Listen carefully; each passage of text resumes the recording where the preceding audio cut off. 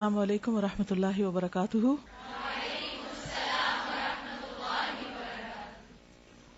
نحمده ونصلی علی رسولہ الکریم، اما بعد فاعوذ باللہ من الشیطان الرجیم، بسم اللہ الرحمن الرحیم، رب اشرح لی صدری ویسر لی امری واحلل عقدۃ من لسانی یفقہوا قولی۔ چلیے بسم اللہ الرحمن الرحیم، کتاب کھولیے۔ آج ہم حیات صحابیات شروع کریں گے۔ سیرت رسول صلی اللہ علیہ وسلم پڑھانے کے بعد صحابیات کے حالات خاص طور پر پڑھانے کا ارادہ اس لیے کیا گیا کہ خواتین کے لیے قریب کی رہنمائی خواتین کی زندگی میں ہوتی ہے۔ بحیثیت ایک مسلمان خاتون کے ہمیں کیا کرنا چاہیے اور کیا نہیں کرنا چاہیے، اور ہمارے کس رول میں ہمارے لیے کیا اجر ہے، اور صحابیات میں سے وہ صحابیات جن کو جنت کی بشارت دی گئی اور جن کے درجات بلند ہوئے اور جنہوں نے دین میں بڑی خدمات انجام دی، ان کا طرز عمل کیا تھا، اس میں ہم سب کے لیے رہنمائی ہے۔ پیج 15 پر یہ لکھتے ہیں مولانا محمود احمد غضنفر، جنہوں نے کتاب لکھی ہے کہ میری شروع دن سے یعنی تقریباً 22 سال سے یہ خواہش تھی کہ جس طرح حیات صحابہ کے درخشاں پہلو کتاب لکھی تھی، ایسے ہی صحابیات الرسول کی تابناک سیرت کی ضیاءپاشیوں کی آئینہ دار ایک مؤثر اور جامع کتاب لکھوں جو میری زندگی کے بعد بھی اجر کا باعث بن سکے۔ الحمدللہ، اللہ کریم نے مجھے اس کی توفیق بخشی، یہ کام بھی میری زندگی میں مکمل ہوا اور اب یہ کتاب آپ کے ہاتھوں میں پہنچ گئی۔ یہ میری زندگی کی ایک دیرینہ خواہش تھی جسے اللہ ذوالجلال نے پورا کر دیا۔ آپ بھی اس موقع پر کوئی خواہش کر لیجئے، اور وہ صرف خواہش ہی نہ ہو بلکہ اس کے اوپر آپ کچھ کرنے والے بھی ہوں، تاکہ ہم سب کے لیے بھی کوئی چیز آئندہ محفوظ ہو جائے اور صدقہ جاریہ کا باعث بن جائے۔ بسم اللہ الرحمن الرحیم۔ سیدہ اسماء بنت ابی بکر الصدیق رضی اللہ تعالی عنہا، پیج 17۔ خاندانی پس منظر: نام اسماء، والد کا نام سیدنا ابو بکر الصدیق رضی اللہ عنہ، جو ہجرت کے وقت رسول اللہ صلی اللہ علیہ وسلم کے رفیق سفر اور غار ثور کے دوسرے مکین تھے، یعنی اس میں موجود تھے۔ والدہ کا نام قتیلہ بنت عبد العزیٰ تھا اور خاوند میدان جہاد کے نامور شہسوار اور اسلام قبول کرنے میں سبقت کا اعزاز حاصل کرنے والے جلیل القدر صحابی سیدنا زبیر بن عوام تھے۔ ان کو بھی جنت کی بشارت دی گئی تھی نا۔ والد کی جانب سے ان کی ہمشیرہ ام المومنین سیدہ عائشہ صدیقہ تھی، یعنی والد کی جانب سے یہ بہن تھی۔ ان دونوں کی والدائیں فرق تھیں۔ ان کے بیٹے کا نام عبداللہ بن زبیر تھا۔ ہجرت کے بعد مہاجرین کے ہاں پیدا ہونے والا یہ سب سے پہلا بچہ تھا۔ ان کے والد نے ان کی والدہ قتیلہ کو زمانے جاہلیت میں طلاق دے دی تھی، یعنی ابو بکر صدیق کی یہ وائف تھی۔ جب سیدنا ابو بکر نے اسلام قبول کر لیا تو اپنی رفیقہ حیات ام رومان اور ان کے بطن سے پیدا ہونے والی اولاد کو اسلام کی دعوت دی، تو انہوں نے اور ان کی بیٹی سیدہ عائشہ نے برضا اور رغبت اسلام قبول کر لیا۔ یہاں تھوڑی سی تصحیح کیجیے، اصل میں ہوتا یہ ہے کہ مختلف جو تاریخ کی کتابیں ہوتی ہیں ان میں جو بات جیسے آتی ہے پھر آگے اسی طرح نقل ہو جاتی۔ آپ دیکھیے کہ حضرت عائشہ کے بارے میں آپ نے پڑھا تھا نا کہ انہوں نے بیسیکلی اسلام میں آنکھ کھولی تھی، انہوں نے قبول نہیں کیا تھا۔ تو یہ تصحیح کرنی ہوگی آپ کو، ایسی چیزیں آپ کو خود بھی نوٹ کرنی چاہیے، ٹھیک ہے؟ یعنی جب بھی کسی کتاب کو پڑھیں تو صرف ایز نہ پڑھ لیں، بلکہ کیا کریں، تھوڑا کریٹیکلی بھی دیکھیں کہ یہ بات یہاں یہ کہی جا رہی، پیچھے ایسے کہی گئی تھی، تو اس میں یہ کنٹرڈکشن کیوں آ گئی، ٹھیک ہے؟ البتہ ان کے بیٹے عبد الرحمن نے اسلام قبول کرنے سے انکار کر دیا۔ اسماء اور ان کے بھائی عبداللہ نے اسلام قبول کرنے کی سعادت حاصل کر لی۔ تو 3 طرح کی اولاد ہوئی، ایک جس نے اسلام قبول کیا، کون ہے وہ؟ اسماء اور عبداللہ۔ دوسرے جنہوں نے انکار کیا، تیسرے جنہوں نے بائی برتھ یعنی اسلام ہی کی حالت میں آنکھ کھولی۔ اور یہ بخاری کی حدیث سے ثابت ہے جس میں آتا ہے کہ عائشہ رضی اللہ تعالی عنہا نے آنکھ کھولی تو اپنے گھر میں دین اسلام ہی دیکھا، کیونکہ 6 سال کی عمر میں نبی صلی اللہ علیہ وسلم سے نکاح بھی ہو گیا تھا، تو اس اعتبار سے پھر بعد میں عبد الرحمن بھی دار اسلام میں داخل ہو گئے۔ ہجرت کے وقت کا کارنامہ: ام المومنین سیدہ عائشہ رضی اللہ عنہا کا بیان ہے کہ کم ہی کوئی دن ہوگا جس دن نبی کریم صلی اللہ علیہ وسلم سیدنا ابو بکر کے گھر صبح یا شام کے وقت تشریف نہ لائے ہوں۔ جب آپ کو مدینہ منورہ کی طرف روانگی کا حکم دیا گیا تو آپ ہمارے پاس دوپہر کے وقت تشریف لائے۔ سیدنا ابو بکر صدیق کو اطلاع دی گئی تو انہوں نے کہا نبی کریم صلی اللہ علیہ وسلم اس وقت کسی اہم معاملے کے پیش نظر ہی ہمارے ہاں تشریف لائے ہیں. جب آپ گھر میں داخل ہوئے تو ابو بکر سے فرمایا جو بھی آپ کے پاس ہے اسے باہر بھیج دیجیے. تو انہوں نے عرض کیا اللہ کے رسول صلی اللہ علیہ وسلم یہ میری 2 بیٹیاں عائشہ اور اسماء ہیں. آپ نے فرمایا کیا آپ کو یہ معلوم ہو گیا ہے کہ مجھے روانگی کا حکم دے دیا گیا ہے؟ ابو بکر نے عرض کیا اے اللہ کے رسول زہے قسمت مجھے بھی آپ کے ساتھ چلنے کی اجازت ہے؟ آپ نے فرمایا ہاں آپ بھی میرے ساتھ چلیں گے. انہوں نے عرض کیا اے اللہ کے رسول صلی اللہ علیہ وسلم میرے پاس 2 اونٹنیاں ہیں جنہیں میں نے سفر کے لیے تیار کیا ہے, ان میں سے ایک آپ قبول فرمائیں. آپ نے فرمایا ٹھیک ہے, میں نے تجھ سے ایک اونٹنی قیمت کے عوض لے لی. حضرت عائشہ فرماتی ہیں کہ اللہ کی قسم میں نے آج سے پہلے کبھی کسی کو خوشی سے روتے نہیں دیکھا, لیکن آج میں نے دیکھا کہ سیدنا ابو بکر انتہائی خوشی کی وجہ سے رو رہے ہیں. جب مکہ معظمہ کے گلی کوچوں پر اندھیرا چھا گیا تو رسول اللہ صلی اللہ علیہ وسلم نے سیدنا علی بن ابی طالب کو حکم دیا کہ وہ آپ کے بستر پر سو جائیں. یاد رکھیے کہ یہ سونے والی روایت بھی ضعیف ہے, ٹھیک ہے, معلوم ہے نا, آپ نے شاید پہلے بھی آپ کو بتایا گیا تھا. اور آپ نے اپنے پاس موجودہ امانتیں ان کے سپرد کر دیں تاکہ وہ ان کے حقداروں کی طرف لوٹا دیں. پھر آپ سیدنا ابو بکر صدیق کی رفاقت میں سور پہاڑ کی طرف روانہ ہو گئے. یہ بات درست ہے کہ آپ وہاں روانہ ہوئے اور وہاں ایک غار میں داخل ہو گئے. عبداللہ بن ابی بکر قریش کی کارروائیوں کے بارے میں روزانہ تازہ ترین معلومات رسول اللہ صلی اللہ علیہ وسلم کو دیا کرتے تھے, اور سیدہ اسماء کھانا اور پانی لے کر غار ثور میں آتی, یہاں تک کہ دونوں ہستیاں مدینہ کی طرف روانہ ہو گئیں. سیدہ اسماء رسول اللہ صلی اللہ علیہ وسلم کی روانگی کی داستان کچھ یوں بیان کرتی ہیں کہ جب رسول اللہ صلی اللہ علیہ وسلم نے مدینہ کی طرف ہجرت کرنے کا ارادہ کیا تو میں نے رسول اللہ صلی اللہ علیہ وسلم اور ابو بکر صدیق کے لیے کھانا تیار کیا. ہمیں کھانے کے تھیلے اور پانی کے مشکیزے کا منہ باندھنے کے لیے کوئی رسی نہ ملی. میں نے سیدنا ابو بکر صدیق سے کہا اللہ کی قسم میرے کمر بند کے علاوہ میرے پاس کوئی چیز نہیں جس سے تھیلے اور مشکیزے کا منہ باندھ سکوں. انہوں نے فرمایا ازار بند پھاڑ کر 2 حصے کر لو, ایک کے ساتھ مشکیزے اور دوسرے کے ساتھ کھانے کے تھیلے کا منہ باندھ دو. تو میں نے ایسے ہی کیا.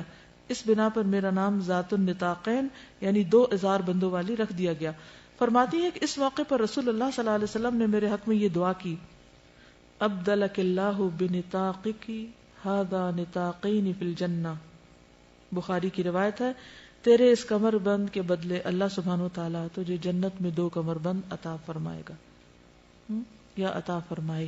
ٹھیک ہے, اس واقعے کو آپ نے پہلے بھی پڑھا ہے, لیکن اس میں نئی بات کون سی ہے؟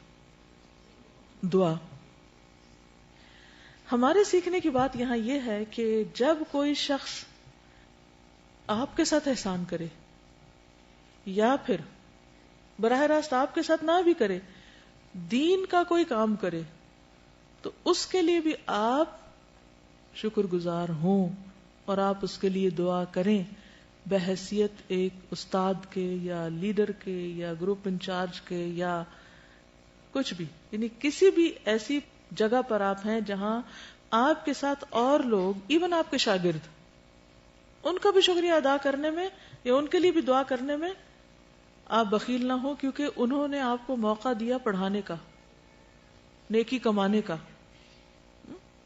مثلا والدین ہمیشہ ایک ایسے پوزیشن پہ ہوتے ہیں کہ وہ احسان کے درجے پہ ہوتے ہیں کہ انہوں نے احسان کیا اولاد کے ساتھ, لیکن اولاد بھی تو ذریعہ بنی ہے نا نیکی کمانے کا. تو اس پر کس کو شکر گزار ہونا چاہیے؟ والدین کو. تو ہمیں اپنے ہر رول میں اور جہاں سے بھی ہمیں کوئی خیر پہنچے, کوئی نعمت ملے, وہاں پر شکر گزاری کرنی چاہیے. اللہ کی شکر گزاری اور بندوں کی شکر گزاری. عام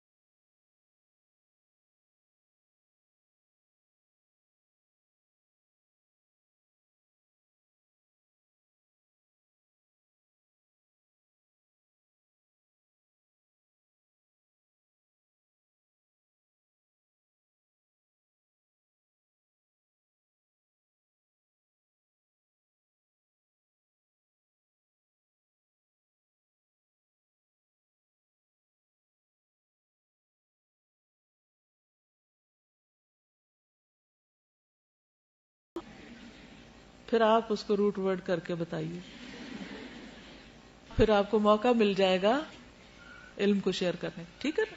جی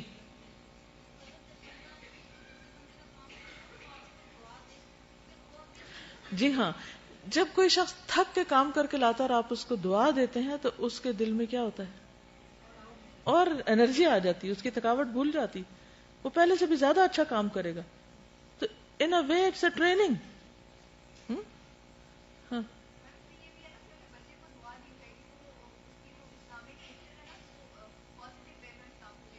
بالکل.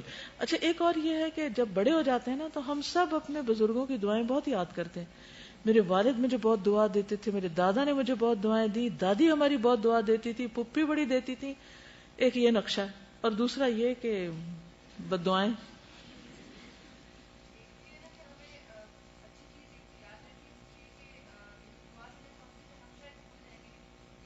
وہ یاد رکھے گا. ایگزیکٹلی. گویا آپ نے اس کو دعا دے کر انسٹنٹ ریوارڈ دے دیا. اس کے لیے یہی ریوارڈ کافی ہے کہ اس کو اچھے لفظ مل گئے، باقی ریوارڈ اس نے اللہ کے ذمہ ڈال دیا. ٹھیک ہے نا؟ تو یہ جو سٹائل ہے نبی صلی اللہ علیہ وسلم کو، یہ جو طریقہ ہے یہ امیزنگ طریقہ ہے اور دلوں کو جیتنے والا ہے اور خیر خواہی کے اظہار کا طریقہ ہے. کل کسی نے سوال کیا تھا کہ ہم ہر ایک سے کیسے خیر خواہی کریں. This is the best way to do خیر خواہی. ٹھیک ہے. اور بچے ہم سے سیکھ رہے تھے. اور ایک اور بات ہے کہ کسی ایسے بندے کو دعا دے ہی نہیں سکتے آپ جس کے لیے آپ کا دل خفا ہو. ہاں؟ تو اس سے اپنا دل بھی ٹھیک کرنے کا موقع ملتا ہے نا. وہ نفرتیں اور گرجز اور یہ چیزیں بھی کم ہوتی ہیں. بالکل. دعا دینے میں تو ہمارا کچھ بھی نہیں جاتا. جی ہاں، جب ہم کسی کو دعا دیتے تو فرشتے ہمیں دعا دے رہے ہوتے، تو ان وے ہمیں اس کا بھی ہم کو فائدہ ہوتا ہے، دعا بولنے کا بھی. شکر گزاری کا احساس.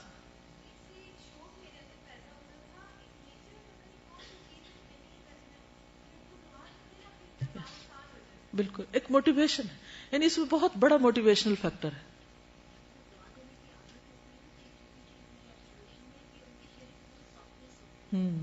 یس. جن کو دعائیں دینے کی عادت ہوتی ہے ان کے اندر ایک قدرتی طور پر سافٹنس ہوتی ہے، کیونکہ وہ کیئرنگ ہوتے ہیں نا، دوسروں کا فکر کر رہے ہوتے ہیں.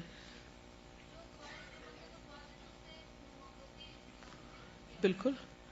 اب آپ دیکھیے کہ یہ اب ہم دور سے ہسٹری کو پڑھ رہے ہیں نا، ہاں حضرت اسماء ایسا کر رہی ہیں، حضور صلی اللہ علیہ وسلم یہ کہہ رہے ہیں، لیکن اس وقت جو سر پہ پڑی ہوتی ہے کہ آپ کو خوف کے مارے سوچئے سچویشن کون سی ہے کہ دشمن پیچھے ہے، آپ کو فوری فوری نکلنا ہے، کتنی ایمرجنسی ہوگی. ہم سارے کام ایمرجنسی میں خراب کرتے ہیں، سارے تعلقات میں وہی گڑبڑ کرتے ہیں جلد بازی میں. لیکن آپ نے اس موقع پر بھی کتنے ٹھہراؤ کے ساتھ کتنے بہترین طریقے سے یہ کام کیا. قریش کو رسول اللہ صلی اللہ علیہ وسلم اور ان کے ساتھی سیدنا ابو بکر صدیق کا کوئی نشان نہ ملا. سیدہ اسماء فرماتی ہیں جب رسول اللہ صلی اللہ علیہ وسلم سفر ہجرت پر روانہ ہو گئے تو قریش کی ایک ٹولی ہمارے پاس آئی. ان کے ساتھ ابو جہل بن ہشام بھی تھا. وہ لوگ سیدنا ابو بکر صدیق کے دروازے پر آئے. میں گھر سے باہر آئی تو انہوں نے کہا تیرا باپ ابو بکر کہاں ہے؟ میں نے کہا اللہ کی قسم مجھے نہیں معلوم کہ میرا باپ کہاں ہے. سیدہ اسماء فرماتی ہیں ابو جہل نے میرے رخسار پر تمانچہ رسید کر دیا جس سے میرے کان کی بالی دور جا گری. فرماتی ہیں کہ پھر قریشی واپس چلے گئے. 3 دن گزر گئے، ہم نہیں جانتے تھے کہ رسول اللہ صلی اللہ علیہ وسلم نے کس طرف کا رخ کیا ہے. پھر ہمیں معلوم ہوا کہ آپ نے مدینہ منورہ جانے کا ارادہ کیا ہے. آپ کے ساتھ میرے ابا جان، غلام عامر بن فہیرہ اور راستے کی رہنمائی کرنے کے لیے عبداللہ بن اریقت بھی تھے. اب آپ دیکھیے کہ اس پورے خاندان نے کس طرح دین کو سپورٹ کیا. خود ابو بکر، ان کے بچے، ان کے غلام اور ان کی اونٹنیاں. یہ نیکی کے مواقع بھی اللہ کسی کسی کو دیتا ہے کہ جس کو جان اور مال دونوں لگانے کی توفیق دے دے. اللہ ہمیں ان لوگوں میں شامل کر لے. عمدہ ذہانت، یعنی حضرت اسماء بہت ذہین خاتون تھی. امام احمد بن حنبل اپنی سند سے بیان کرتے ہیں کہ سیدہ اسماء بنت ابی بکر سے روایت ہے کہ جب رسول اللہ صلی اللہ علیہ وسلم سفر ہجرت پر روانہ ہوئے تو آپ کے ساتھ سیدنا ابو بکر صدیق بھی روانہ ہوئے. سیدنا ابو بکر اپنا سارا مال 5 یا 6 ہزار درہم اپنے ساتھ لے گئے. فرماتی ہے کہ ہمارے پاس میرے دادا جان ابو قحافہ آئے. وہ نابینا تھے. ہمیں کہنے لگے اللہ کی قسم میرے بیٹے نے تمہیں ذاتی اور مالی صدمہ پہنچایا. تمہارے ساتھ اچھا نہیں کیا. بزرگ تھے خاندان کے. ایسے بزرگ ہر خاندان میں ہوتے ہیں, وہ اپنی ٹرمز میں سوچتے ہیں اور ان کے نفع نقصان کے اپنے کچھ معیار ہوتے ہیں. ہم چونکہ بزرگوں کا بہت احترام کرتے ہیں, اس لیے ہم کیا چاہتے ہیں کہ جو دین ہمیں پتہ چل چکا ہے یا جو ہماری سوچ بن گئی ہے, جسے ہم صحیح سمجھتے ہیں, وہ بھی انہی چیزوں کو صحیح سمجھے. لیکن اگر وہ کچھ اور کہتے ہیں تو ہمیں بڑی حیرت بھی ہوتی ہے, اور بعض اوقات ہم ڈاواڈول ہو جاتے ہیں کہ اب ان کی بات مانیں یا پھر قرآن و سنت کی مانیں. تو ایسے میں آپ دیکھیے کہ حضرت اسماء نے کیا کیا. انہوں نے آ کر اپنے بیٹے کی شکایت کی, یعنی ان کے والد کے خلاف ان سے بات کی. کہتی ہیں کہ میں نے کہا دادا جان ایسی بات نہیں ہے, وہ ہمارے لیے بہت کچھ چھوڑ کے گئے. کہتی ہیں کہ میں نے گھر کے روشن دان میں کچھ سنگریزے رکھ کر ان پہ کپڑا ڈال دیا تھا, یعنی پتھر کے ٹکڑے چھوٹے چھوٹے رکھ کے ان پہ کپڑا ڈال دیا تھا, جہاں میرے ابا جان درہم و دینار رکھا کرتے تھے. پھر میں نے ان کا ہاتھ پکڑ کر کہا دادا جان اپنا ہاتھ اس پہ رکھیے اور دیکھیے کہ وہ کتنا مال ہمارے لیے چھوڑ گئے ہیں. تو انہوں نے کہا اگر وہ اتنا مال چھوڑ گئے ہیں تو پھر ٹھیک ہے, اس نے بہت اچھا کیا, یہ مشکل وقت میں تمہارے کام آئے گا. فرماتی ہیں اللہ کی قسم انہوں نے ہمارے لیے کوئی چیز بھی نہیں چھوڑی تھی, لیکن میں نے چاہا کہ اس طریقے سے میں بوڑھے دادا جان کی تسلی کرا دوں. یہ حکمت بھی تھی, ذہانت بھی تھی. اس سے پتہ چلتا ہے کہ مختلف ڈیفیکلٹ سچویشن سے کس طرح ڈیل کیا جاتا ہے. عام طور پر ہم کیا کرتے ہیں, جب کوئی ایک شخص دوسرے کی شکایت ہمارے پاس لے کر آئے تو ہم بجائے اس کے کہ جو شخص ہمارے سامنے نہیں اس کا دفاع کریں, ہم سامنے والے کی ہاں میں ہاں ملانا شروع کر دیتے ہیں کیونکہ یہ زیادہ کنوینئنٹ ہوتا ہے. پھر اسی طرح ہم بعض اوقات یہ سوچ کر کہ ہمیں بالکل صحیح بات کرنی ہے اور ہم اس وقت بہت امانت دار بن کر پیش آئیں, ہم حقیقت کھول دیتے ہیں معاملات کی, جس سے اور زیادہ خرابی پیدا ہوتی ہے. یا حکمت کا تقاضا یہ تھا کہ اس وقت وہ نابینا بھی ہیں, ابو قحافہ ضعیف بھی ہیں, بیٹے کے جانے کا بھی صدمہ ہے, اس موقع پر ان کو مزید صدمے سے دوچار نہ کریں اور ان کا دھیان بانٹ دیں, ان کا دھیان کسی اور طرف کر دیں کہ آپ فکر نہیں کریں, یہ دیکھیں ہے کچھ.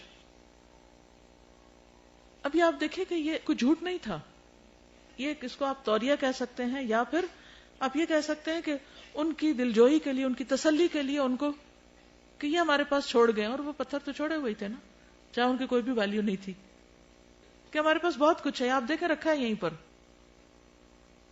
بہت سے اوقات میں جب کوئی شخص آپ پر اعتراض کرے, جب کوئی شخص آپ کو پریشان کرے, تو آپ کو کیا کرنا چاہیے, دفاع کرنے کی بجائے اور اس انداز میں اپنے آپ کو دلائل دینے کی بجائے اس وقت صرف دھیان بانٹ دیں اور دوسرے کی تسلی کرا دے, کیونکہ اس کا جو ہم و غم ہے وہ آپ کا نہیں ہے. آپ ان درہم و دینار پہ بھروسہ نہیں کرتے, اللہ کی ذات پہ کرتے ہیں. کیونکہ ایک اور موقع پر بھی حضرت ابو بکر صدیق رضی اللہ تعالیٰ عنہ سارے گھر کا مال لے گئے تھے اور اللہ کی راہ میں دے دیا تھا, اور جب پوچھا گیا کہ کیا چھوڑا تو کہا اللہ اور اس کا رسول, کہ اگر ان پر ایمان ہے, ان سے محبت ہے, تو اللہ تعالیٰ ساری مشکلات آسان کر دے گا. اور کیا سمجھ آیا اس واقعے سے؟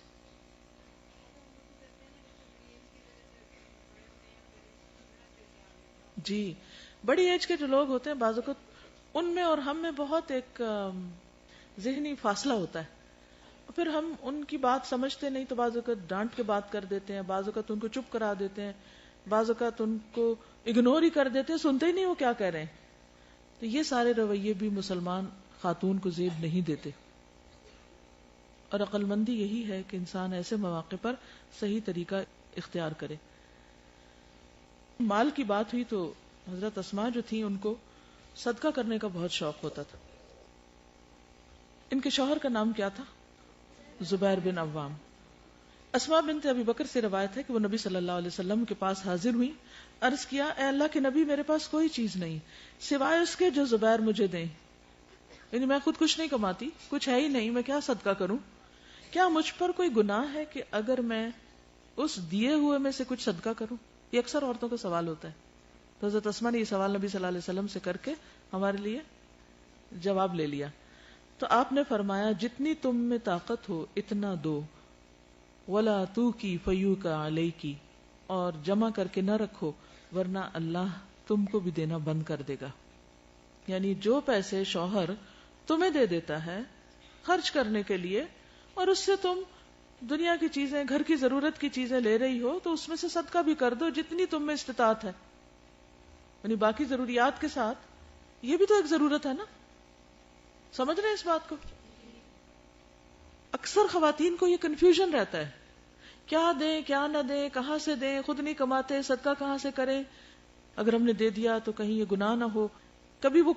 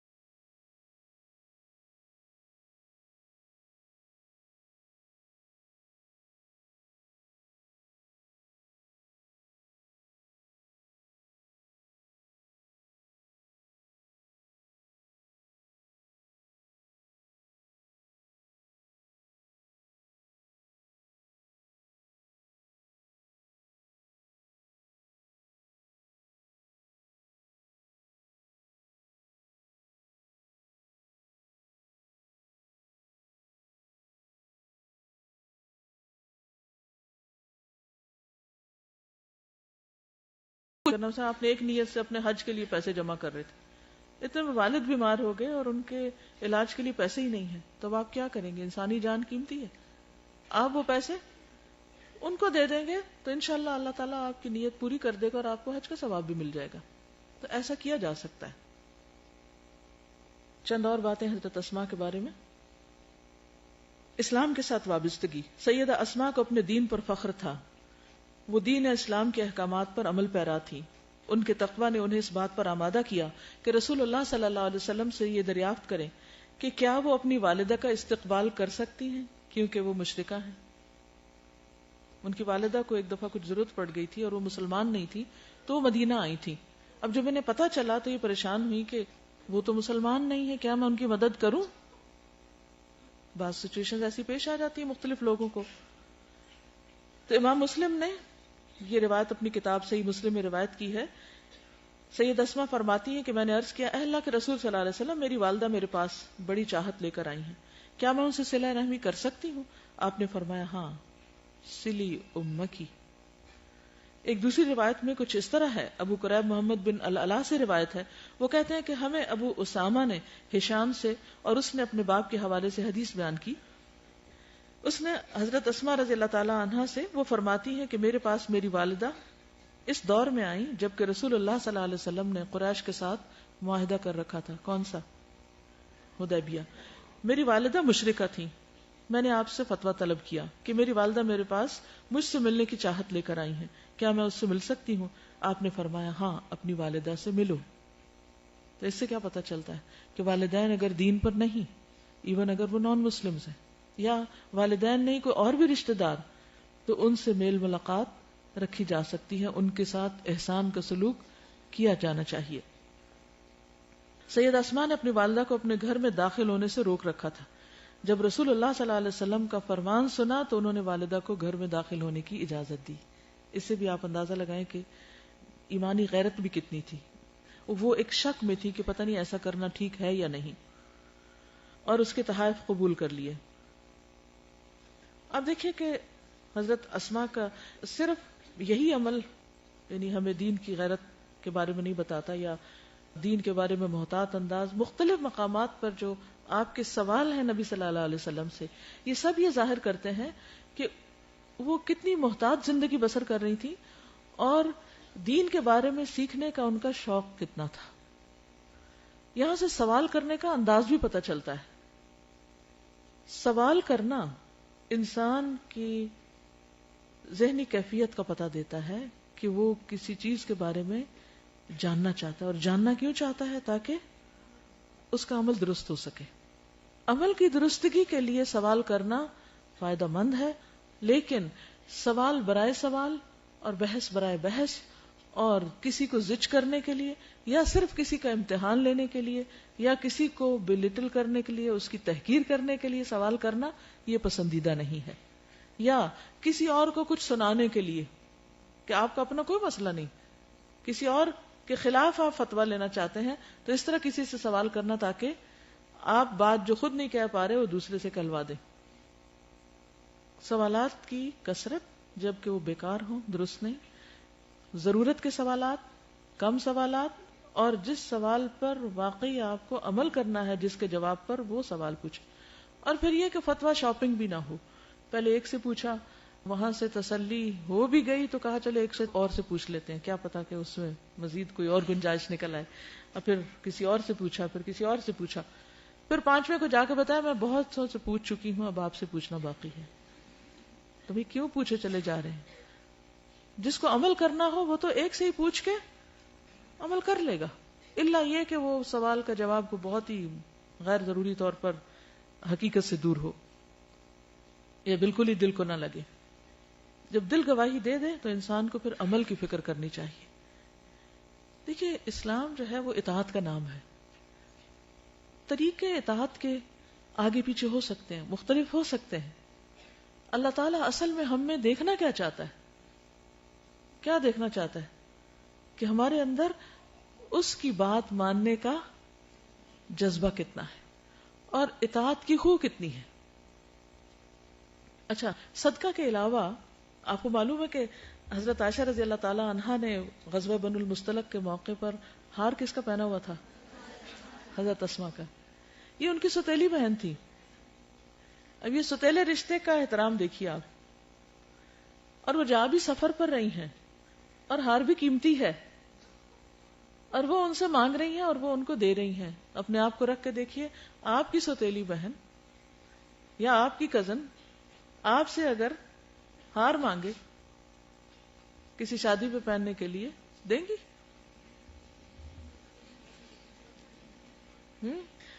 فیصلہ آپ کا ہے جیسے بھی. لیکن یہاں میں صرف بتانا یہ چاہتی ہوں کہ دونوں بہنوں کے درمیان کیسے تعلقات تھے. اگر کسی کو یہ پتا نہ ہو کہ یہ دو بہنیں مختلف ماؤں سے تھیں تو کوئی اندازہ نہیں کر سکتا کہ یہ سوتیلی بھی تھی. یعنی بہت سی حقیقی بہنوں سے زیادہ بہترین تعلقات تھے ان کے باہمی. یہی اصل دین ہے کہ ہمارے اپنے خاندان میں، ہمارے اپنے بہن بھائیوں کے ساتھ، اپنے رشتہ داروں کے ساتھ، اپنے بزرگوں کے ساتھ، اپنے چھوٹوں کے ساتھ ہمارے معاملات کیسے ہیں. اگر ہمارے دین نے ان تعلقات کو خوبصورت نہیں بنایا تو اس کا مطلب ہم نے دین کی روح کو نہیں پایا. اس سے یہ پتہ چلتا ہے کہ صدقہ کرنے کے علاوہ عاریتن بھی چیزیں دے دیا کرتی تھی. بہت باحیا خاتون تھی. اسماء بنت ابی بکر سے روایت ہے کہ ہم لوگ رسول اللہ صلی اللہ علیہ وسلم کے ساتھ حج کے لیے روانہ ہوئے. جب مقام عرج پر پہنچے تو رسول اللہ صلی اللہ علیہ وسلم اترے اور ہم لوگ بھی اتر گئے. عائشہ رضی اللہ تعالی عنہا رسول اللہ صلی اللہ علیہ وسلم کے پاس بیٹھی اور میں اپنے والد کے پاس بیٹھی. اس جملے پر غور کیجیے گا. ابو بکر اور رسول اللہ صلی اللہ علیہ وسلم کے کھانے پینے کا سامان ایک اونٹ پر تھا، یعنی دونوں کا، ابو بکر اور حضور صلی اللہ علیہ وسلم کا. جو ابو بکر کے غلام کے پاس تھا وہ اونٹ. ابو بکر اس غلام کی آمد کے انتظار میں بیٹھے ہوئے تھے. جب وہ شخص آیا تو اونٹ ساتھ نہ آیا، اس نے اونٹ گھما دیا. ابو بکر نے پوچھا اونٹ کا ہے؟ غلام نے کہا کل رات وہ کہیں گم ہو گیا تھا۔ ابو بکر بولے ایک ہی تو اونٹ تھا اور تم نے وہ بھی گم کر دیا۔ یہ کہہ کر ابو بکر نے غلام کو مارنا شروع کر دیا۔ یہ دیکھ کر رسول اللہ صلی اللہ علیہ وسلم مسکراتے رہے اور کہتے رہے ذرا دیکھو اس محرم کو، یعنی احرام کی حالت میں یہ کیا کر رہا ہے۔ ابن ابی رزمہ نے کہا کہ رسول اللہ صلی اللہ علیہ وسلم نے صرف یہ فرمایا ذرا دیکھو اس محرم کو کیا کر رہا ہے اور مسکراتے رہے، اس سے زائد کچھ نہیں کہا۔ اس سے بھی بہت کچھ سیکھنے کو ملتا ہے۔ پہلی بات کہ جب سفر میں اترے آپ تو حضرت اسما حضرت عائشہ کے ساتھ حضور صلی اللہ علیہ وسلم کے ساتھ نہیں بیٹھ گئی، بلکہ کیا کیا، والد کی طرف آ گئی، وہاں بیٹھ گئی اور حضرت عائشہ کو حضور صلی اللہ علیہ وسلم کے پاس چھوڑ دیا۔ یوں محسوس ہوتا کہ قریب قریب ہی تھے کہیں، لیکن بیٹھنے میں اس سے ان کے حیا کا پتہ چلتا ہے۔ بعض اوقات بہت قریبی رشتے ہوتے ہیں اور ہم ان میں احتیاط نہیں کرتے۔ بعض اوقات بھائی اور بھابھی ہو سکتے ہیں، میاں بیوی ہیں، ان دونوں کا اکٹھے بیٹھنے کو دل چاہ رہا ہے، کوئی آپس میں بات کرنے کو جی چاہ رہا ہے، کہیں ٹرپ پر ہے، سفر پر ہے، تو ہم ان کے ان جذبات کا احساس نہیں رکھتے۔ وہ جہاں بیٹھیں گے ہم بیچ میں جا کے بیٹھ جائیں گے۔ اور بعض لوگ تو انٹینشنلی جان بوجھ کر دوسروں کو ستانے کے لیے ایسے کام کرتے ہیں کہ ان کو خوش نہیں ہونے دینا، ان کو اکٹھے نہیں بیٹھنے دینا۔ یہ سوچ بڑی گھٹیا سوچ ہے کہ کسی کی خوشی دیکھی نہ جائے انسان سے، یا کسی کا سکون برباد کر کے وہ خود خوش ہو۔ ایسا نہیں کرنا چاہیے۔ ہر ایک کی ایک پرائیویسی ہے۔ اب بعض نندیں صرف بھائیوں کو یہ تانے دیتی رہتی ہیں، ہاں شادی سے پہلے تو تم ہم سے بہت باتیں کرتے تھے اور ہمیں بڑی توجہ دیتے، اب جب سے بیوی آئی ہے تو تم نے ہم سے بولنا چالنا ہی چھوڑ دیا۔ یہ بھی گھٹیا باتیں، ایسا بھی نہیں کرنا چاہیے۔ اور دوسرے کی خوشی میں خوش ہونا چاہیے، اسی سے تعلقات خوشگوار ہوتے ہیں۔ اور یاد رکھیے جو ہم کسی کے ساتھ کریں گے وہ ہمارے ساتھ بھی ہوگا۔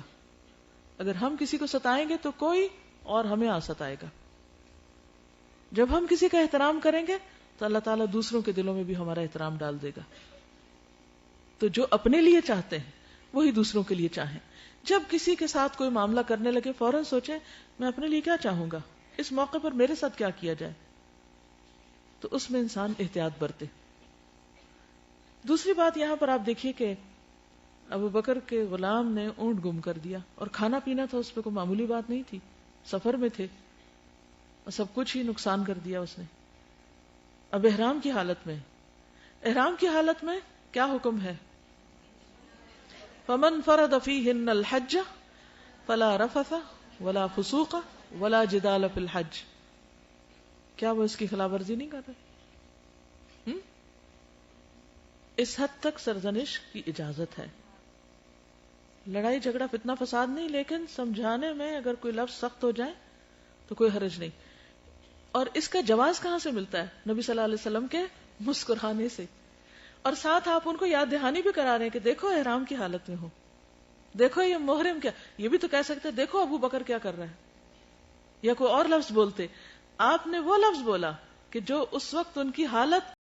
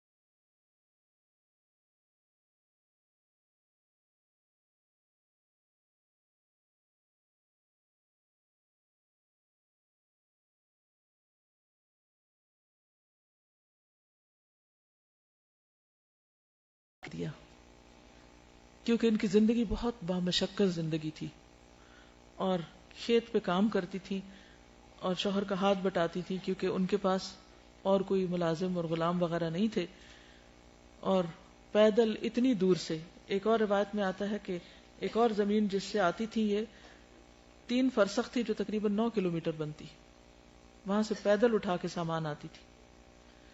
اس سے کیا پتہ چلتا ہے؟ اور آپ کو معلوم ہے انہوں نے بہت سی احادیث روایت کی ہیں، وہ بہت عبادت گزار تھی، بہت صدقہ گزار تھی، لیکن اس کے ساتھ ساتھ کیا کیا؟ گھر کا کام بھی کیا، اور گھر کے علاوہ باہر بھی کام کیا، جاب بھی کی. ہم کیا چاہتے ہیں کہ بس نعمتوں کی زندگی ہو، کوئی مشقت نہ ہو، بس آرام ہو، کنوینئنس ہو، جبکہ صحابیات دوہری دوہری ذمہ داریاں ادا کر رہی ہیں، پر مشقت زندگی بسر کر رہی ہیں.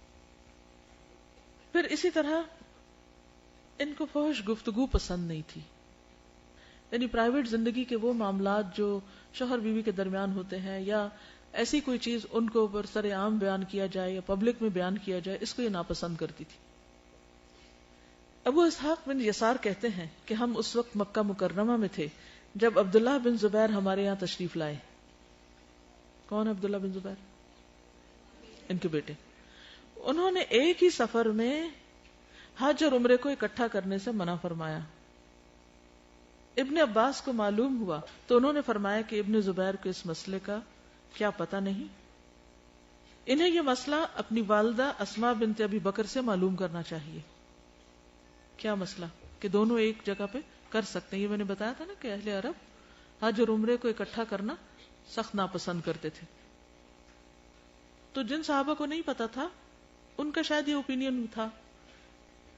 اگر حضرت زبیر ان کے پاس حلال ہونے کی صورت میں نہیں آتے تھے تو اور کیا ہوتا تھا؟ اب یہ خاص شوہر بیوی کے تعلق کو یہاں انہوں نے ایک جملے میں بول دیا. کنہوں نے؟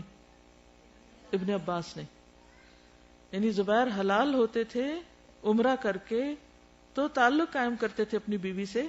حضرت اسماء کو جب یہ بات پتہ چلی تو کہا اللہ ابن عباس کی بخشش فرمائے، اللہ کی قسم انہوں نے فحش بات کی. گو کہ بات سچی ہے کہ لوگ حلال ہو گئے تھے، اور ہم عورتیں بھی اور مرد اپنی بیویوں کے پاس آئے تھے، لیکن انہیں یہ بات نہیں کرنی چاہیے تھی. اس سے یہ بھی پتہ چلتا ہے کہ صحابیات کھلے دل سے جب انہیں کوئی بات دوسروں کے بارے میں ناپسند ہوتی تو اس کا اظہار بھی کر دیتی تھی، کیونکہ لوگ ان کی طرف دیکھتے تھے، وہ سب رول ماڈل تھی دوسروں کے لیے بھی.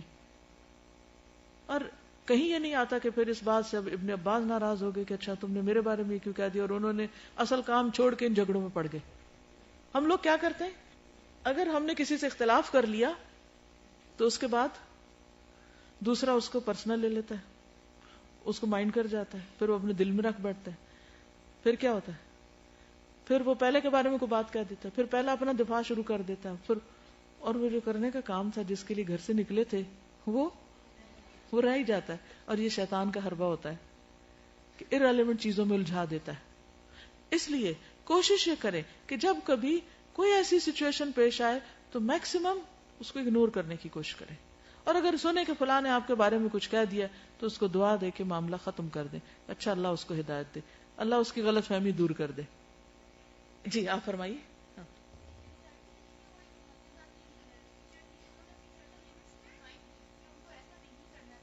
بالکل ڈیفائن کرنا چاہیے. اور دیکھیے حضرت ابن عباس کا بڑا مرتبہ اور مقام ہے، نبی صلی اللہ علیہ وسلم نے ان کے لیے دعا کی، لیکن کبھی دانا انسان کے منہ سے بھی کوئی ایسی بات نکل جاتی ہے جو درست نہیں ہوتی.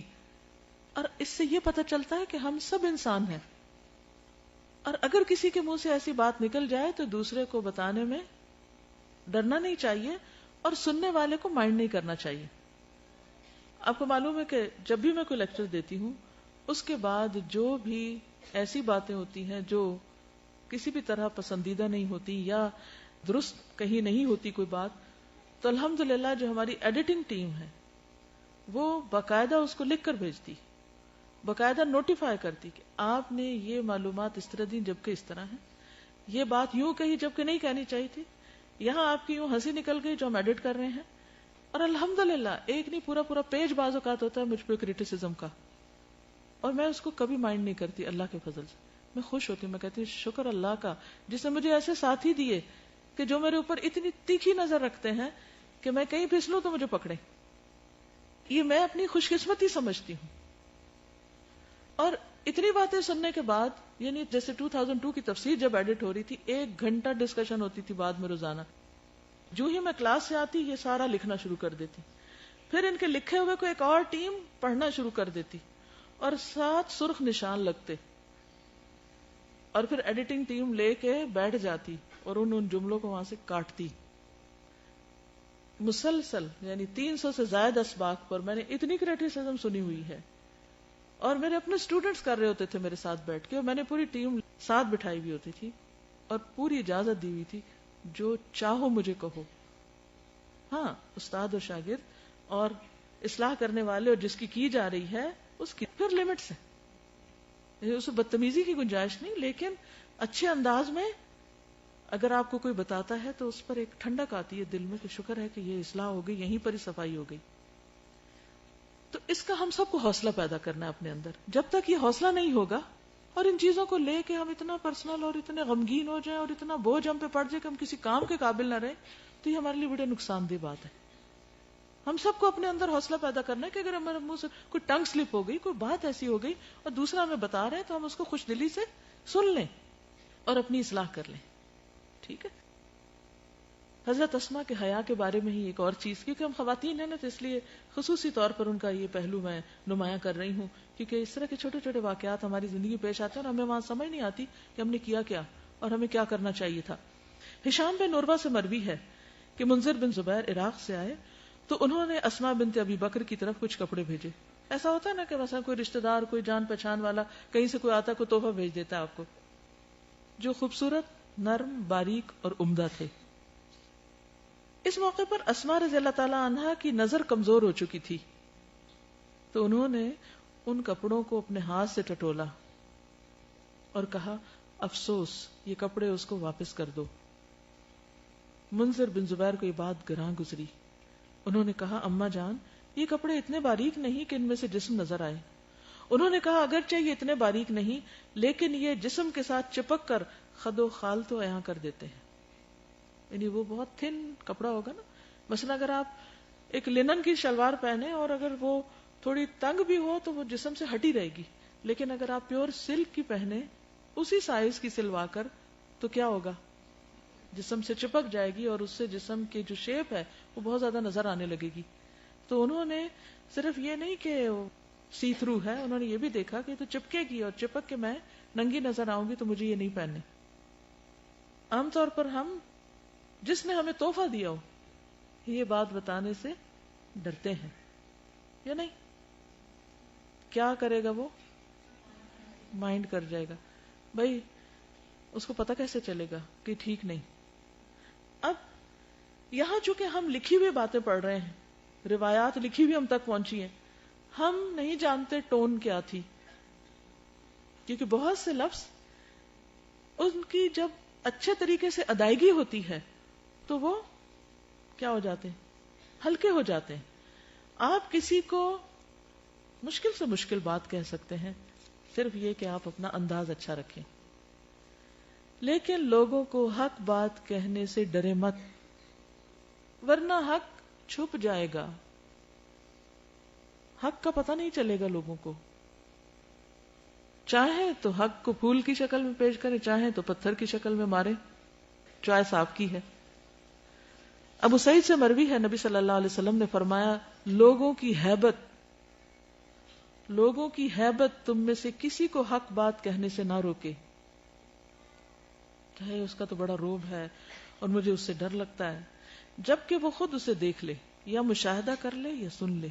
یعنی بات وہ کرے جیسے انہوں نے ہاتھ لگا کے سارا کچھ پہلے معلوم کیا، کسی سے نہیں پوچھا اچھا تم بتاؤ کیسے کپڑے، سنی سنائی پہ آگے نہیں بات کی، بلکہ اس کا مشاہدہ کیا، اس کا جائزہ لیا. ابو سعید کہتے ہیں کاش میں نے یہ حدیث نہ سنی ہوتی. ابو سعید یہ حدیث سن کر رو پڑے اور کہا اللہ کی قسم ہم نے کئی غلط چیزیں دیکھی لیکن اظہار کرنے سے ڈر گئے. ہم نہیں بتا سکے دوسرے کو، ہم اس حکم پہ عمل نہ کر سکے. سمجھ آ گئی ہے؟ کیا سمجھ آئی؟ علم وہی ہے جو عمل میں لایا جائے. اب آپ دیکھیے کہ جب کوئی چیز آپ کو پتہ چلتی ہے نا، جیسے انسان چلنا سیکھتا ہے تو گرتا ہے، پھر اٹھتا ہے، پھر گرتا ہے، تو ایک تو بتانے کا انداز اچھا ہو، دوسرا یہ ہے کہ اس وقت اپنے دل کا جائزہ لیا جائے کہ میں اس وقت یہ بات کیوں نہیں بتا رہا، کہ ابھی نہیں کسی اور وقت میں بتاؤں گا جو اس سے بہتر ہے، یا پھر مجھے اس شخص کا ڈر ہے تو اس لیے میں نہیں بتا رہا. ہاں؟ تو اس وقت اللہ سے دعا کرنی چاہیے کہ اللہ یہ ڈر دور کر دے، سینہ کھول دے اور زبان سے حق بات بیان کرنے کی توفیق دے، اور مجھے ایسا اچھا انداز دے کہ میں دوسرے کو بتاؤں اور اس کو قبول بھی کر لے. یعنی یہ سب وہ مردوں کے سامنے کہہ رہی ہے بات، یعنی ایک جھجک ہوتی ہے نا، عام طور پہ ہم عورتوں کو تو پھر بھی کچھ کہہ دیتے ہیں، کسی مرد کو کہنے سے اور ڈر لگتا ہے تو چپ کر جاتے ہیں. جی اصل بات یہ کہ ہمیں کہنا نہیں آتا، ہم پتھر مارتے ہیں، جس کی وجہ سے پھر وہ بات بگڑ جاتی. السلام علیکم. میں ڈاکٹر ہوں اور یونیورسٹی میں پڑھاتی ہوں. تو مجھے اس طرح لیکچر ملا، اسلامک پرسپیکٹو آف ابارشنس. اب کافی سیریس قسم کا ٹاپک تھا. تو میرے جو پرنسپل تھے، جنرل صاحب ہیں، انہوں نے مجھے بلایا. انہوں نے مجھے کہا کہ آپ نے اس پہ کیا لیکچر تیار کیا ہے. تو میں نے بتایا کہ سر اس طرح سے کہ ابارشن تو کسی صورت میں بھی جائز نہیں ہے. تو انہوں نے مجھے کہا نہیں، میں یہ سمجھتا ہوں کہ پہلے 4 مہینے 10 دن اگر بچہ اب نارمل ہے تو آپ اس پہ لیکچر کریں کہ وہ جائز ہے، کیونکہ اس پہ فتاوا ہیں کہ ابارشن کیا جا سکتا ہے. الحمدللہ میں نے ان سے ایک بات کی، میں نے کہا سر مجھے یہ بتائیے کہ جب کوئی سیل ڈیوائڈ ہوتا ہے کیا وہ نان لیونگ ہوتا ہے یا living? He has no answer. وہ مجھے کہنے لگے یو آر ویری ڈیفیکلٹ. لیکن انہوں نے میری بات کو قبول کیا. 4th ایئر کا لیکچر تھا، لڑکے لڑکیاں دونوں تھے، اور میں ڈیلیور کری تھی. تو اسی ڈپارٹمنٹ کے HOD آئے جو مجھے بالکل پسند نہیں کرتے. جب وہ آئے اور الحمدللہ میں لیکچر ڈیلیور کر رہی تھی، اور اس میں انہوں نے مجھے کہا آپ ڈاکٹر صاحبہ مجھے پلیز ایک بات بتائیں گی. خود بھی اندر آ گئے. حالانکہ عام طور پہ جس کا لیکچر ہوتا ہے وہ تو لیکچر دیتا ہے، دوسرے ٹیچرز نہیں آتے، لیکن وہ خود بھی اندر آ گئے اور انہوں نے کہا ڈاکٹر صاحبہ میں آپ سے ایک بات پوچھنا چاہوں گا کہ جن لوگوں کا ریپ ہوتا ہے ان کے ابارشنز ہونے چاہیے کہ نہیں ہونے چاہیے؟ تو الحمدللہ ثم الحمدللہ میں نے وہی زنا والی حدیث کہ ایک عورت آئی، وہ پریگننٹ تھی، اور پھر اس کے بعد میں نے کہا میں اپنی کوئی بات نہیں کروں گی، میں آپ کو اپنے رسول صلی اللہ علیہ وسلم کی بات بتاؤں گی. اور میں نے بہت اچھے طریقے سے الحمدللہ ان کو کنوے کیا، اللہ نے کروایا. آپ یقین مانیے کہ وہ الحمدللہ پرسوں